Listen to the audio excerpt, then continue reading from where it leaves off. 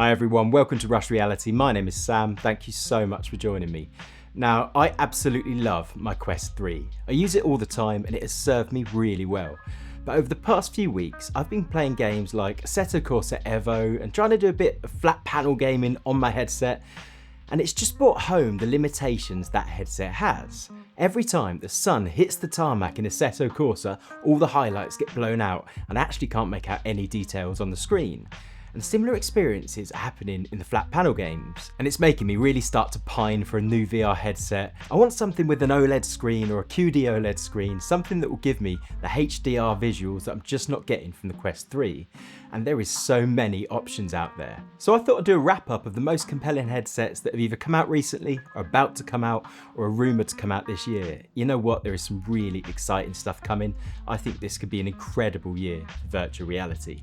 So what's up for consideration? Well, I've now got my MacBook Pro, so should an Apple Reality Pro be on the list? Well, let's just say that Reality Pro is still a no. It's just not the right headset for me. Way too much gaming that just couldn't be done on a MacBook. For me, they just haven't given a really compelling reason to jump into that ecosystem yet. I'm hoping one day they do, but for now, it's not for me, so we'll write that off. Just before Christmas, we had the release of the HTC Focus Vision. That looks like quite a good headset. It's got reasonable resolution, pretty good form factor, but there's nothing really compelling about it. Nothing that makes it feel like a massive step forward that I would be looking for if I was to invest that kind of money. So for me, that is also a no. Shipping very soon, you've got the MeganeX Superlight, which I think is a really compelling headset. It definitely has me interested, but it comes with one hell of a price tag that I just don't think I could justify. This is a super small form factor headset, kind of similar to what we've seen from big screen, but even smaller and even more impressive. This is ultra lightweight with micro OLED screens. It comes with an 8K resolution. This thing's pretty fantastic. Weighing in at less than 185 grams, this thing would barely feel like you're wearing it. I love the way it flips up so you can quickly see your surroundings. Great for getting in and out of a sim rig. I just think this is a really cool headset and it's definitely up for consideration. I'm really looking forward to seeing some early reviews and hoping that they pan out really well because I feel like this could be one of the most exciting headsets on the market. At which point I think we've got to look at Pimax. Now, Pimax have always been a kind of controversial company. They're always trying to break new ground, doing really impressive things, but they never seem to give their headsets the kind of focus they need. They're always jumping on quickly to the next headset, often before they've ironed out the flaws of the last one. This means it can be quite a painful experience, and I've heard lots of people bringing forward their gripes. I'm not sure that's something I'm quite prepared for, but the headsets they're releasing sound really impressive. You could look to pick up the Crystal Light or the Crystal Super, both of them really compelling. The Crystal Light is a bit more affordable. It comes in with an incredible resolution of 2880 pixels by 2880 pixels per eye. This thing will be really impressive. It's got a great wide field of view, but it does have that traditional bulky form factor that we know from Pimax headsets. It's got a horizontal FOV of 115 degrees. Now that isn't extreme by Pimax standards, but it's pretty good and definitely a step up from what I get from the Quest 3. These headsets use aspheric lenses designed for a wide sweet spot. One thing I'm definitely sure of, any headset I'll be picking up next won't have Fresnel lenses. Since we moved to pancake lenses on the Quest 3, I've never wanted to look back into Fresnel lenses. And every time I wear my PSVR 2 headset, I am painfully reminded of the limitations of Fresnel. If you opted for the Crystal Super, you would get a fairly ridiculous resolution. This thing steps up to 3840 by 3840 pixels per eye. That is absolutely ridiculous. The field of view increases to 120 degrees, making it really impressive. I think that would be a great addition. I'd love to get rid of the tunnel vision feeling you get wearing most headsets, but I don't think it's top of my list for the features I'm looking for. Now, these are both factually very powerful headsets that offer many things I don't currently have, and they are compelling, but I'm just not sure if I'm yet ready to step into the Pimax ecosystem. And I'm worried they're going to show the same kind of behaviours they've had in the past, where they've released things that just aren't quite ready, leaving the software to be quite painful to use, and people hoping that that will get fixed over time, but actually the company moves on to a new headset. That, combined with the form factor of these headsets, makes it a bit of a challenge for me. I love small form factor headsets. I loved when the Quest 3 released with a smaller form factor, and I'd now say that is about the maximum I'm really looking for. I can quite happily get by with that shape and weight, and I would love to see even smaller, but I'd accept around that same kind of size, but I wouldn't like to go much bigger. The Pimax headsets are really bulky, and the weight still is quite a lot. Take the Pimax Lite, for example. Well, this headset is light by name only. It comes in at 800 grams. Now that is 300 grams more than the Quest 3, and I'm not sure if I want that, and particularly in that form factor where it's so big and so wide, I imagine you're really going to feel that weight. As soon as weight is moved further away from your head, it really exaggerates how much there is. I feel like that would be quite bulky to use. And it's kind of the same story with the controllers. The controllers still have that kind of legacy design with the ring around the top to enable the tracking. That's something that most companies have moved away from, and again, I really like it. I love the controllers on my Quest 3 because they're so simple and so easy to use. In games, they're not constantly banging together and pulling you out of the immersion, and that is something I'd love to keep. And I'd also love to keep the "it just works" feeling of a Meta headset. It's just nice when things are simple and easy and repeatable. Meta have put a lot of hard work and money into designing software that is simple to use and delivers every time. Some of the competitors are quite a long way away from that, and I imagine that can make it quite painful to use. Frustratingly, Pimax did actually offer to send me out a headset, and I took them up on the offer, but it never arrived. I'd really hoped that they would win me over and actually get me to place an order, but I haven't been able to try it yet. Hopefully in the near future I can try it, because I would love to be reassured, because as I say, there are some really compelling things coming from this company, which takes me to the next headset, which is actually very high up on my list, and that is the Pimax Dream Air. Now this is planned for release later this year. We're expecting to see in-person demos coming around May time, and this thing has me very excited.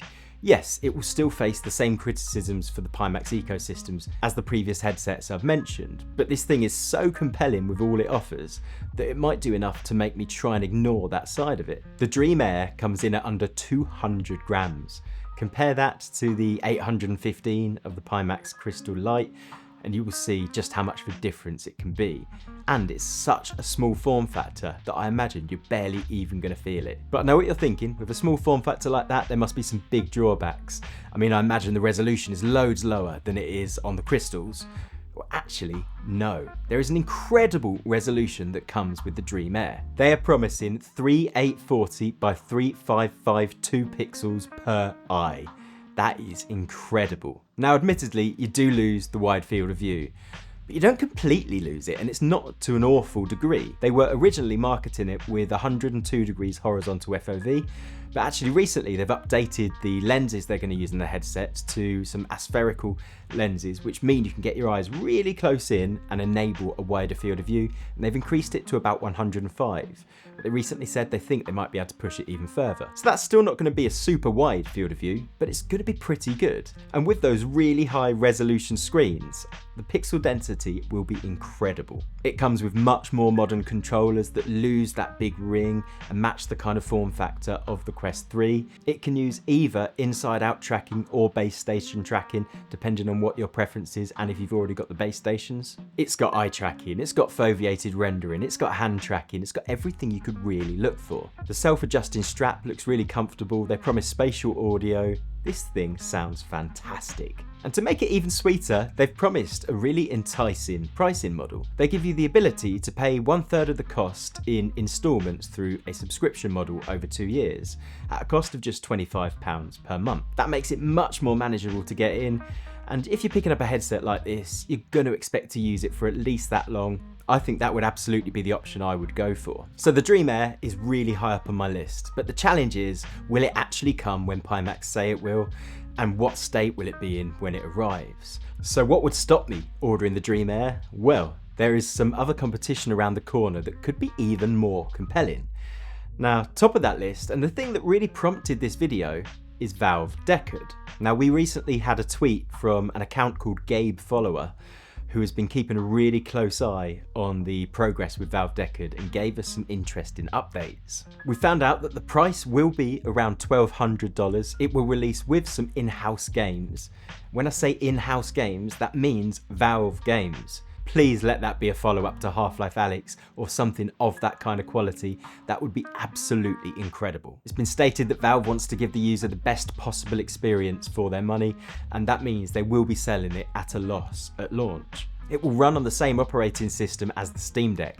Now we know that they've been upgrading that OS to work on a wider range of hardware, and this could be a great use case for that. That means that not only will it be able to run your best Steam games when you're connected to your PC, but it'll also natively be able to run games, and to at least the standard of what we've seen on the Steam Deck, which is really, really good.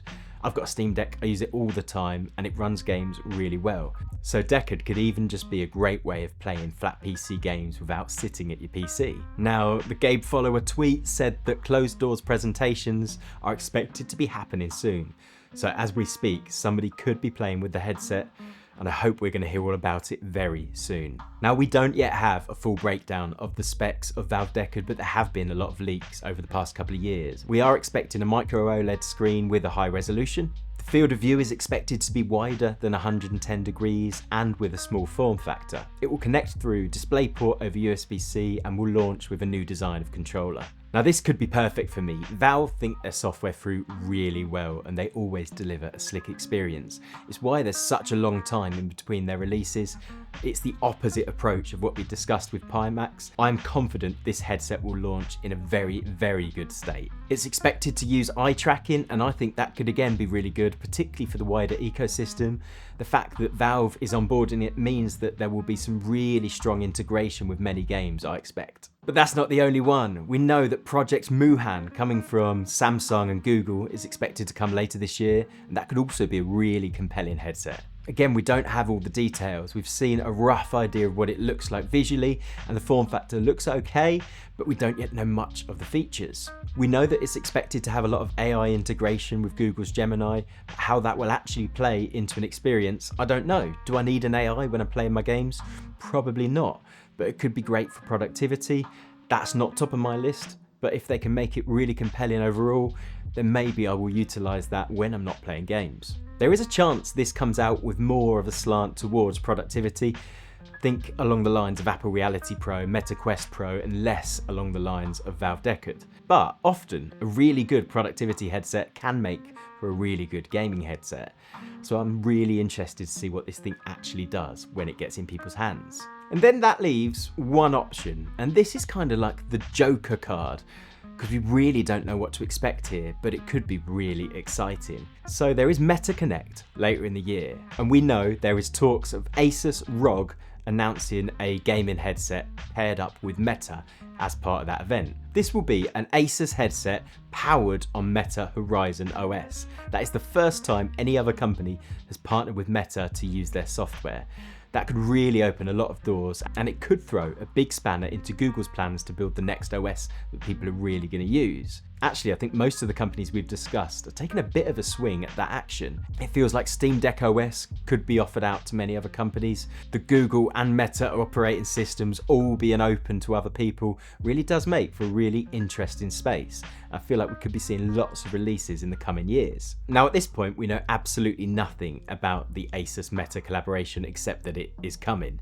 And because they've already attached the ROG brand to it, Republic of Gamers, we know that it is going to be a high-end gaming headset, and likely with a high-end price tag to match. For price, I would be thinking along the difference between a Quest 3 and a Quest Pro, but then adding in the tax for the ROG Strix name. This thing could be an absolute beast. I've been wanting a Pro Elite tier gaming headset from Meta for years, and it's something they've always shied away from. But I do worry about the level of quality we'll get from it. We know that Meta has been subsidizing the price on their headsets for years to get people into their ecosystem and get you spending money on the games.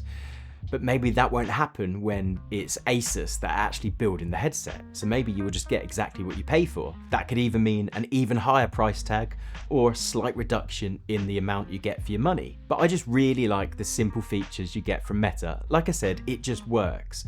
But also they really think things through, particularly the ability to record and share your content really easily and really effectively. It's really helpful for somebody that makes content. This could be the headset to own, or I could be blowing it entirely out of proportion and it could be something much less impressive when it comes to be announced. Time will tell. So where does that leave me? Well, if I'm honest, kind of confused. There is so much coming over the next few months and so much that we just don't know about. It really makes it hard to make a decision as a consumer for what is going to be the best thing to jump into. I think personally the best bet is going to be to sit and wait just a little bit.